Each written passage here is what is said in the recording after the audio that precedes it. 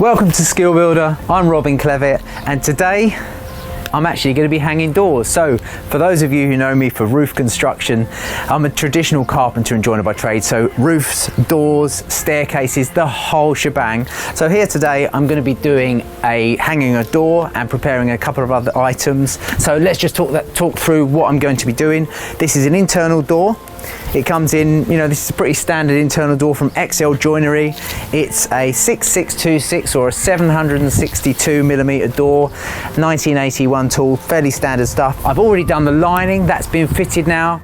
So it's always good practice with any joinery, especially doors that come from the manufacturer, that you follow the instructions. Now the instructions will say keep them protected until you're going to use them, store them nice and flat, keep them in a dry environment. So we followed all those instructions obviously. So I've got the door out here, got it into my little stand here. This is something I always knock up. It's a simple piece of timber like a T-section and a wedge. That slides in, there's no marking or anything like that, and that enables me to plane the door off, to shoot it in, and also get the hinges into it. So as I say, it's important to leave the packaging on, make sure it's not damp or anything like that, and follow those instructions. Okay, so I've got an internal door handle pack from XL Joinery, comes with the hinges, comes with the handles here. Let's just pull one out, look, you see it. That's nice, gunmetal grey, sprung, and of course the mortise latch as well. Let's have a look at the hinges. So you'll notice I have a pair and a half of hinges here. Now, there's a bit of a debate around this, but the Victorians, the Edwardians, would always put a pair of hinges on an internal door. The pack comes with a pair and a half, so that's what we're going to do. Let's get the wrapping off. Obviously don't cut the door. It's really important that you actually identify if the door has a lock block, and how you'll know about that is it's generally marked on the top edge. And if you're doing fire doors, they also have an identification on the top edge which shows you exactly what type of fire door it is, whether it's a 20-minute door, if it's a 30-minute door, for example. So make sure you check that. Okay, so here's the lining that the door's going to be fitted into. I've got my stops here pinned on, and I pinned them on when I actually fitted this lining, which was quite a while back. And I do that just so they're there, they don't get lost. So I'll pop these off in a minute. The first thing I'm going to do before I bring the door up to check it for shooting in, I'm going to measure the height and I'm going to reduce it downstairs so I know that when I bring it in it's going to be the right height. Now, how much gap should you have under a door? Well, there is so many different variables for this. For example, if you're in an old Victorian house, quite often the floors are going all over the place. So you need to pretty much put a level on the floor and say, well, there's a high spot there, so we need to clear the carpet at that spot. Generally speaking, for a 2'6" door, you need about a 10mm gap underneath clear, and that's partly for ventilation more than anything else. So with new houses that are well insulated, you've got trickle vents, you've got extractor fans, or if you're using MVHR, which is a mechanical ventilation heat recovery, they should always try and maintain the gap that's recommended, so that's about 10mm. So I'm going to measure the aperture from the lining down, and I'm going to take off a clear 10mm. We're going to chop that off the saw, and that'll be a good start point. So let's just see where we're going. I've got a carpet bar there. I'm going to measure to the carpet bar. I'm going to take that up there, and it's exactly the height of the door, so obviously we just need to take a little bit off. So we're going to take 10mm off that, or 3/8 of an inch if you're in imperial steel. I'm 49, so I'm a bit of each really. I mean, I started out it was metric, but everyone I was working with on site was imperial, so it was all about, someone was going, go and get that 1/2 inch ply, and I'd be like, 1/2 inch ply, do you mean 12.5mm? And he was like, yeah, 1/2 inch. So anyway, so I'll talk in both anyway. So I'm going to take off 3/8 of an inch. So that's going to be 77 5/8, or in new money, it's going to be around about 1975.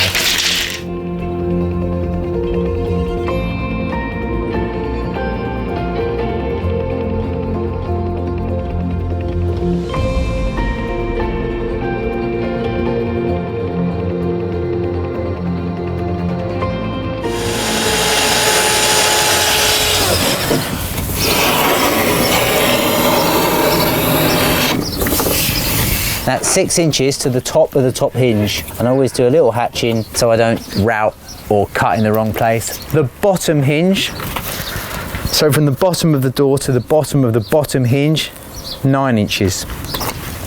Okay. There. And then we have a hinge which is dead in the centre of those two, so you've got an equal amount of space on the stile.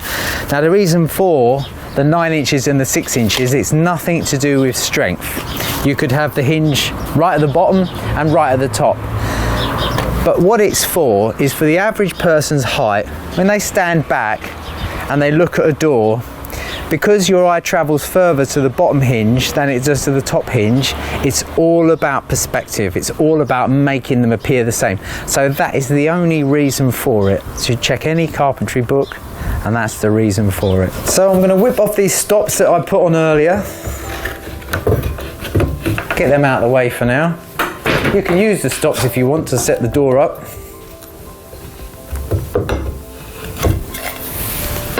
Now what we're going to do now is the little offcut off the bottom of the door. We're just going to mark a shoulder line, top and here, and we're going to fix in a couple of those little offcuts that we had before. That's just going to stop the door falling through. Sometimes the older boys, the older chippies used to whack a 3-inch nail in there. It's fine if you've got a door which is going to be fully painted, but these come in primed. And if you put a nail in there and you put your airbags under and you lift it up, it starts leaving these little black marks on there. So I just use these little pieces of timber. It could be anything. You could even pin the stops round loosely as well. But I like to sort of not bother with that because they're going to go on to the last job. Let's get the door. Is that where the expression pulling the stops out comes from? Oh, well, I would have liked to think we can coin that phrase, yeah. Yeah, negotiating the hallway. Chippies are used to this. The door's only 25 kilos, so it's a one-man lift. When you've got a fire door, it's a different story.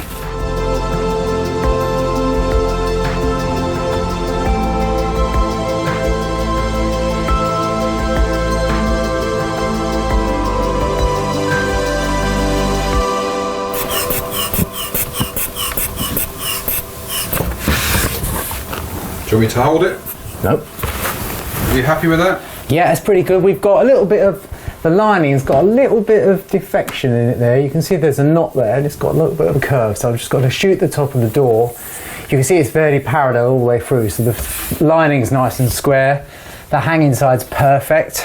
The closing side's really good. We literally just need a leading edge off the hanging side, so I'll probably put the plane on about 1.5 millimeters or just under 1.5 millimeters and just ease that side off there. And I'm really happy with the gap at the top. I've literally got to take a tiny bit off there to parallel it back up to around here, there. But what I can do now, because I'm happy with the finished gap, is transfer my hinge marks on now. Again, hatch that off. And the bottom. That's great. So it's literally that there to here. Great.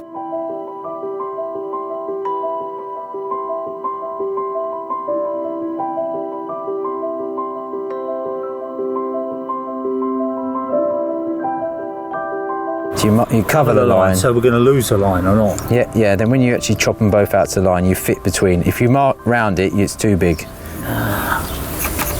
So this is a butt hinge, okay? You'll see that it's got different number of knuckles, obviously, to go in and out. So this is always the frame side, and that's always the door side. All right, so different ways of marking these out. You can either butt them up against that knuckle and mark down there. What I like to do is have a tiny bit of airspace there, because these sometimes leak a little bit of oil, and instead of it just spreading around and sort of spluing out on the door, it doesn't do that. So you want a little bit of clear airspace between there and there. The other thing as well, as they're opening and closing, that does leave a little wear mark on the door as well. So let's talk about setting these out. I've got the shoulder mark, which is the distance down, in our case, as I said before, 150 or 6 inches. Off of the side of the hinge and cover the line, sharp pencil, mark the other side. The reason we do that is when you actually finish the cut, instead of it being 2 pencil thicknesses bigger, it's the exact size. So the hinge fits exactly in between when it's cut.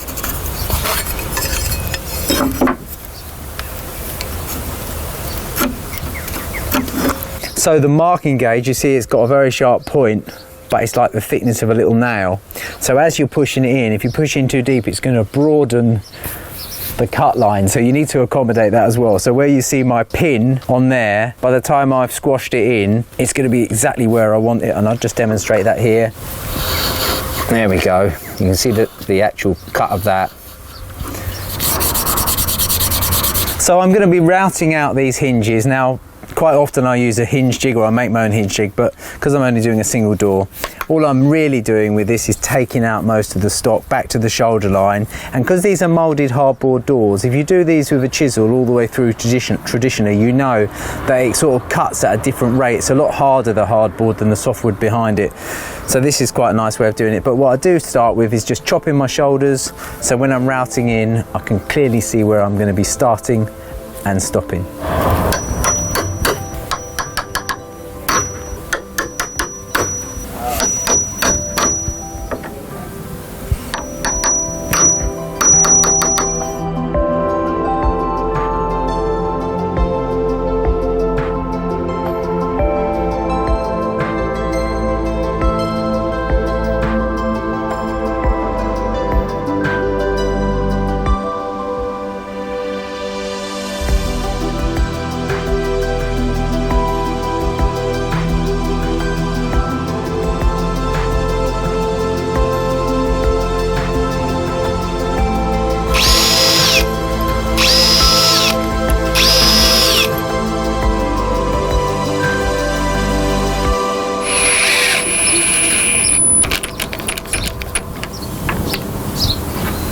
So I'm just about to chop the butts in on the lining. Quite often I'll do this with the router as well, but in this instance where I've got an architrave fitted up here and it's a little bit awkward, we've got finished cupboards here, we've got carpet on the floor, so I'm going to do it the traditional way with my chisel. So I've marked them all out. I've put a gauge line down here. I've actually overscored that with a Stanley knife as well, just so it's basically a little bit deeper. These are quite thin, these, but when you actually close them up, you need to set them just below flush, otherwise they'll be a bit too gappy on the closing side.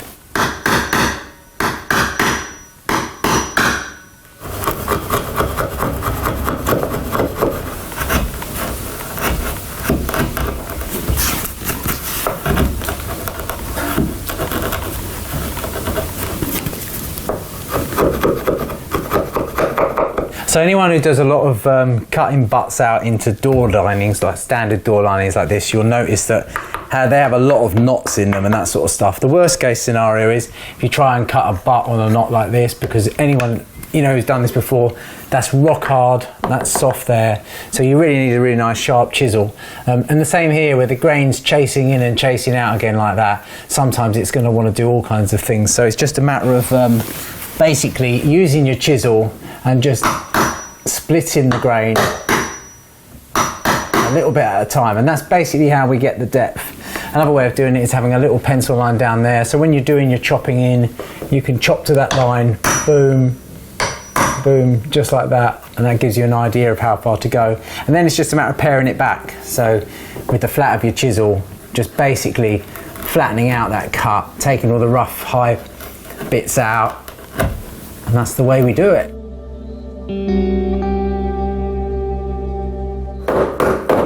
That's perfect.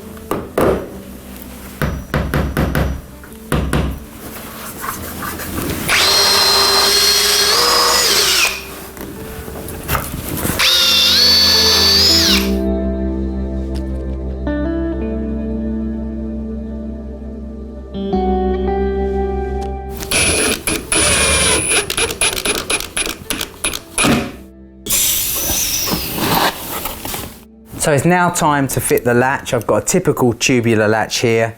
It's going to go exactly halfway down the door, so half of 78 inches, 39 inches. So I'm going to set that up. I'm using one with a 2¼ inch or 60, I think it's about 63 mil back set, or 60 mil back set, and that sets the handle smack bang middle in the centre of this rail, which always looks quite nice. We just need to scribe a nice little faint line all the way around the door. Measure our back set, 2¼ inches, which is here.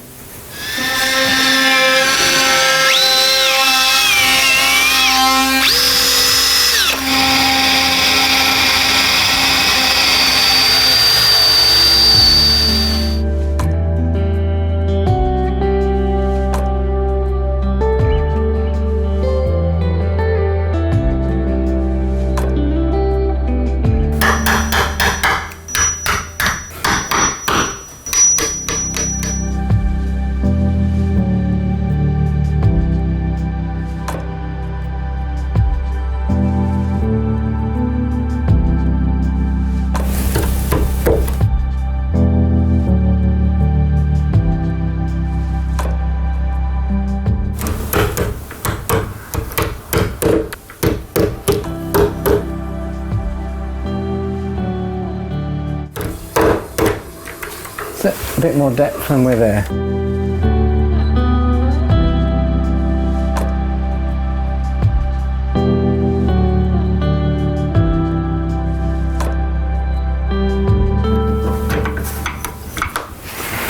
Perfect. Enough or not? It's perfect.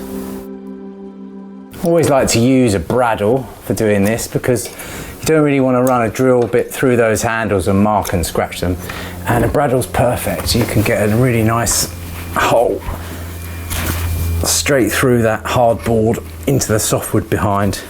That's all you actually need for these little handle screws. Absolutely perfect.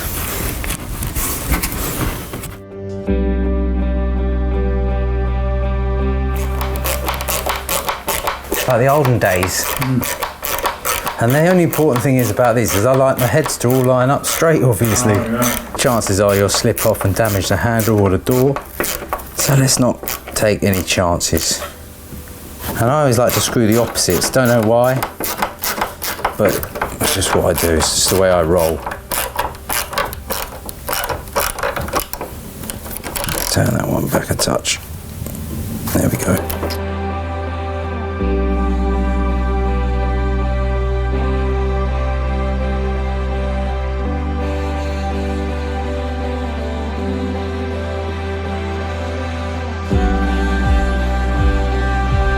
Again, you can use a parallel marking gauge for this, but obviously with the architrave on, it's a little bit more tricky.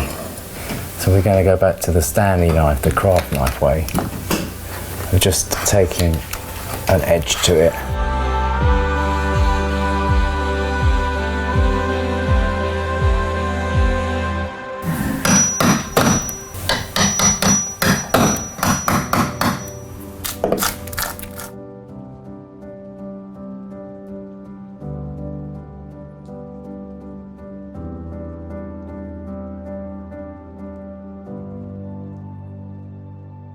Pretty simple thing, so I'll shut the door against the latch. Then I'm going to just take a credit card, or debit card would do, and I'm just going to use that between it. And now that just allows for plenty of paint, a little bit of movement, and I find that's exactly sort of the right distance that you want to allow. You can always give it a little bit more on the hinge side and just keep it a little bit tighter near the latch if you want it to really click nicely. But the idea is that this is going to have 2 or 3 coats of paint, and if it's not rubbed down well in between, the chances are it will be sticking. So that's a little tip for you.